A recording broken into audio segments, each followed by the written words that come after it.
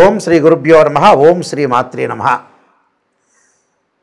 జనవరి 1వ తారీఖు నుంచి 2026 నుంచి డిసెంబర్ 31వ తారీఖు 2026 వరకు కూడా ఆంగ్లమానం అంటే ఇంగ్లీషు తేదీల ప్రకారంగా ఈ సంవత్సరంలో 2026లో ద్వాదశ రాశుల యొక్క ఫలితాలు ఏ విధంగా ఉన్నాయో తెలుసుకుందాం. ప్రధానంగా మనకి ప్రామాణికంగా ఏమిటి అంటే మనకు తెలుగు సంవత్సరాది అనేది వస్తుంది. ఉగాది దగ్గర నుంచి మళ్ళీ వచ్చే ఉగాది వరకు కూడా మనం ద్వాదశ రాశుల యొక్క ఫలితాలు, మౌఢ్యాలు, మూడాలు, గ్రహ సంచారం, వివాహానికి సంబంధించిన, గృహప్రవేశానికి సంబంధించిన, ఉపనయన సంబంధించినవి, గ్రహణాలు, ఇవన్నీ కూడా మనం లెక్క కడుతూ ఉంటాం. అయితే 2026 ప్రామాణికం అనేది కాదు, కానీ ప్రతి నెలలో మనం రాశి ఫలితాలు తెలుసుకుంటూ ఉంటాం కదా. జనవరి నెలలో, ఫిబ్రవరి నెలలో, మార్చి నెలలో. అలానే 2026 మొత్తం కూడా గ్రహ సంచార వీక్షణ ఏ విధంగా ఉంది, గ్రహగమన గతులు ఏ విధంగా ఉన్నాయో తెలుసుకోవాలి. ఎప్పుడైనా సరే ప్రజలందరూ కూడా, వీక్షకులందరూ కూడా ఆలోచించాల్సిన విషయం ఏంటంటే ఇవన్నీ కూడా బర్త్ చార్ట్ కాదు.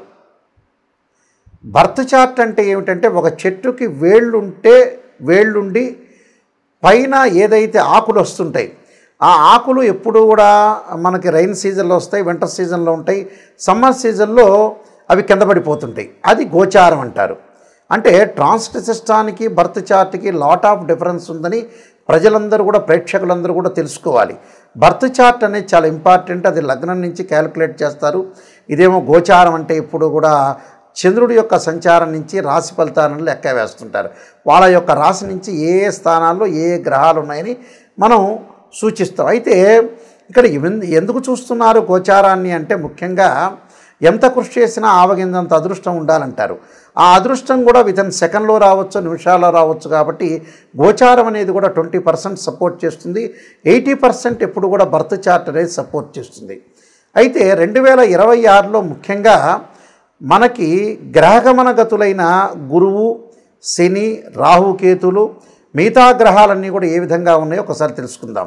ఈ 2026లో త్రిగ్రహ కూటాలు, అలానే చాతుర్గ్రహ కూటమి, పంచగ్రహ కూటాలు కూడా కొన్ని గ్రహాల యొక్క కంజంక్షన్ అనేది ఏర్పడింది. ముఖ్యంగా గురువు దగ్గరికి వచ్చేటప్పటికల్లా ధనకారకుడైన గురువుని ఒకసారి మనం పరిశీలన చేస్తే ప్రధానంగా జూన్ 2వ తారీఖు నుంచి కర్కాటక రాశిలోకి దేవగురువు అయిన బృహస్పతి ప్రవేశం చేయటం, అక్టోబర్ 31 వరకు కూడా మళ్ళీ సింహంలోకి ప్రవేశం చేసి అతిచారంతో సింహంలోకి ప్రవేశం చేయడం జరుగుతుంది. మళ్ళీ ముఖ్యంగా ప్రధానంగా డిసెంబర్ 18వ తారీఖున అదే సింహరాశిలో వక్రగతి.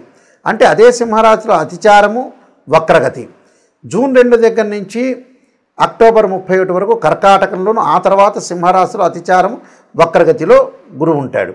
అలానే శని యొక్క ప్రభావం ఎలా ఉండబోతుందంటే జూలై 25 దగ్గర నుంచి డిసెంబర్ 10వ తారీఖు వరకు కూడా అదే మీనరాశిలో శని వక్రస్థితిలో ఉండటం, రాహుకేతువులు ప్రధానంగా డిసెంబర్ 7వ తారీఖున రాహు మకర రాశిలో సంచారం చేయటం, కేతు వచ్చేటప్పటికల్లా కర్కాటక రాశిలో సంచారం చేస్తారు. ఇది ప్రధానమైన 4 గ్రహాలు.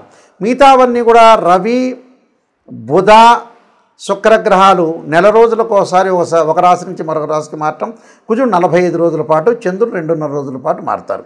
ఈ ద్వాదశ రాశుల యొక్క ఫలితాలు ఏ విధంగా ఉన్నాయో 2026లో ఒకసారి తెలుసుకుందాం. సింహరాశి వాళ్ళకి ముఖ్యంగా గురుబలాన్ని చూసుకునేటట్టయితే, అతిపెద్ద గ్రహమైన గురువుని చూసుకునేటట్టయితే సింహరాశి వాళ్ళకి జూన్ 1వ తారీఖు వరకు కూడా చాలా అద్భుతంగా ఉంటుంది. ఆదాయపరంగా, ఆర్థిక పరంగా చాలా అనుకూలంగా ఉండే అవకాశాలు ఎక్కువ ఉంటాయి. అంటే ఏదైతే జనవరి దగ్గర నుంచి జూన్ 1వ తారీఖు వరకు కూడా సింహరాశి వాళ్ళ యొక్క అంటే పంచమాధిపతి అయ్యాడు. ఇక్కడ పంచమాధిపతి తర్వాత అష్టమాధిపతి అయిన గురువు లాభస్థానంలో ఉండటం వల్ల చాలా అనుకూలమైన ఫలితాలు వస్తాయి. ఆకస్మికంగా ధనాన్ని సంపాదించే అవకాశం ఎక్కువగా ఉంటుంది. ఆధ్యాత్మిక ప్రయాణాలు, పెద్దల యందు ఆస్తి కలిసి వచ్చే అవకాశం ఉంటుంది. డబ్బులు వచ్చే అవకాశాలు ఉంటాయి. ఉద్యోగపరంగా కూడా ఇన్కమ్ అనేది బాగా పెరుగుతుంటుంది. వ్యాపార పరంగా గ్రోత్ పెరుగుతుంది. వ్యాపార విస్తరణ జరుగుతుంది. సంతానం లేని వ్యక్తులకు కూడా ప్రధానంగా సంతానం కలగటం, ఆ సంతానానికి కూడా ఉద్యోగ అవకాశాలు, విదేశాలకు వెళ్ళే అవకాశాలు, ఆ సంతానానికి కూడా వివాహాలు, మరి ఇళ్ళు, ఇలాంటివన్నీ కూడా బంగారు నగలు, దుస్తులు, గృహ ఉపకరణ వస్తువులు కొనుగోలు చేయటం, ప్రతి వాళ్ళు కూడా కొంత సపోర్ట్ చేసే అవకాశాలు ఎక్కువ ఉంటాయి. నూతన వ్యాపారాల్లో ముందుకు వెళ్ళే అవకాశాలు ఎక్కువ ఉంటాయి గురువు వల్ల. అలానే ఈ రాశి వాళ్ళకి విద్యార్థులకు కూడా చాలా మంచి అనుకూలమైన కాలం, మంచి ఉత్తీర్ణత సాధించే అవకాశాలు ఎక్కువగా ఉంటాయి జూన్ 1 వరకు. అలానే జూన్ 2 తర్వాత ఈ సింహరాశి వాళ్ళకి ఏంటంటే కొంత డబ్బు పరంగా మితంగా ఆలోచన చేయండి. విద్యార్థులు వేరే వ్యాపకాలన్నీ కూడా తగ్గించి చదువు మీద బాగా కాన్సన్ట్రేషన్ చేసి ముందుకు వెళ్ళండి. అదొకటి. డబ్బును ఎంతవరకు పొదుపు చేయాలో అవసరాన్ని బట్టి ఖర్చు చేసుకోండి. మిగతా గ్రహాలను మనం చూసుకునేటట్టయితే శని యొక్క ప్రభావం, శని వక్రస్థితిలో ఉండి ఈ రాశి వాళ్ళకి అష్టమ స్థితిలో ఉండటం వల్ల కొంత వివాహ ప్రయత్నాలు కొంత ఆలస్యం జరుగుతున్నా, జరుగుతాయి. డబ్బు ఎంత వస్తుందో అంత ఖర్చు అయ్యే అవకాశాలు బాగా ఎక్కువ ఉంటుంది. ఎంత గౌరవం లభిస్తుందో అంత అవమానం కూడా లభించే అవకాశాలు ఎక్కువ ఉంటాయి. కాబట్టి వీళ్ళకి వివాహపరంగా ఉండే కొన్ని విషయాలు ఆలస్యం జరుగుతుంది. అయితే వివాహం అనేది జరుగుతుంది, శుభ కార్యక్రమాలు నిర్వహణ చేస్తుంటారు, ఆర్థిక పరంగా పొందుకుంటారు, విదేశాలకు వెళ్ళే అవకాశాలు కూడా ఎక్కువగా ఉంటాయి. మరి రాహు యొక్క బలాన్ని మనం చూసుకునేటట్టయితే సింహరాశి వాళ్ళకు వచ్చేటప్పటికల్లా సప్తమ స్థానం రాహు ఉంటాడు డిసెంబర్ 6 వరకు కూడా. తర్వాత షష్టమంలోకి వస్తాడు. అంటే సప్తమం కంటే షష్టమం అనేది మంచిది. ఎప్పుడు కూడా రాహు, కేతు, శని, కుజుడు 3, 6, 11 స్థానాల్లో వాళ్ళ రాశి దగ్గర నుంచి ఉంటే మంచి బలాన్ని ఇస్తాడని అర్థం. 6వ స్థానంలోకి ఎప్పుడు వస్తారు? డిసెంబర్ 7వ తారీఖున వస్తాడు. అప్పుడు విదేశాలకు వెళ్ళే అవకాశాలు బాగా ఎక్కువ ఉంటాయి. ఆర్థిక పరంగా బాగా పుంజుకుంటారు. విద్యార్థుల యొక్క మేధస్సు బాగా పెరుగుతుంటుంది. మంచి విశ్వవిద్యాలయంలో సీటు రావటమే కాకుండా మంచి కంపెనీకి కూడా ట్రాన్స్ఫర్ అయ్యే అవకాశాలు ఎక్కువగా ఉంటాయి. మరి కేతు యొక్క బలాన్ని మనం చూసుకునేటట్టయితే ఆరోగ్యపరంగా అనుకూలంగా ఉంటుంది సింహరాశి వాళ్ళకి. కానీ బట్ వాహన ప్రమాదాలు జరగకుండా చూసుకోవాలి. అంటే ఈ సంవత్సరం అంతా కూడా వాహన ప్రమాదాలు జరగకుండా మంచి ఆలోచనలు, తీర్థయాత్రలు, పుణ్యక్షేత్రాలు, తీర్థాలకు తిరిగే అవకాశం ఉంటుంది. కాబట్టి సింహరాశి వాళ్ళకి ఎలాంటి ప్రాబ్లం లేదు. శుక్రుడు, రవి, కుజుడు, బుధుడు, మిగతా గ్రహాలన్నీ కూడా ఎక్కువ పర్సెంట్ చాలా బాగున్నాయి. ఎక్కువ పర్సెంట్ బాగుందనంటే మనకు అనుకూలమైన ఫలితాలు జరిగే అవకాశాలు ఎక్కువగా ఉంటాయని అర్థం. కాబట్టి ఎలాంటి ఆలోచన లేకుండా మీకు మంచి జరిగే అవకాశాలే ఎక్కువగా ఉంటాయి. కాబట్టి ఎలాంటి ఆందోళన చెందాల్సిన అవసరము లేదు. ఈ రాశి వాళ్ళందరూ కూడా ప్రధానంగా ఉద్యోగానికి భద్రత లేకుండా ఉద్యోగం కావాలనుకున్న వాళ్ళు సూర్యుడి యొక్క ఆరాధన చేయాలి. ఆదిత్యాయుధ్నే సహస్రకిరణాయ ధీమహే తన్నో సూర్య ప్రచోదయాత్ అనే మంత్రాన్ని, ఆరోగ్యపరంగా దీర్ఘకాలిక వ్యాధులు ఇబ్బందులు పడుతున్న వాళ్ళు అంగారకుణ్ణి, శనిని, రవిని ఆరాధన చేయాలి. ముఖ్యంగా రవిని ఆదివారం రోజున సూర్య నమస్కారాలు చేయటం, సూర్య దేవాలయాన్ని దర్శించటం, మంగళవారం రోజున సుబ్రహ్మణ్య స్వామి యొక్క ఆరాధన, తత్పురుషాయుధ్నే మహాసేనాయ ధీమహే తన్నో షణ్ముఖ ప్రచోదయాత్ అనే మంత్రాన్ని, ప్రత్యేకంగా శనివారం రోజున శరీరే జర్జరీభూతే వ్యాధిగ్రస్తే కళేబరి ఔషధం జాహ్నవీతోయం వైద్యో నారాయణ హరి మంత్రాన్ని చక్కగా చదువుకోవాలి.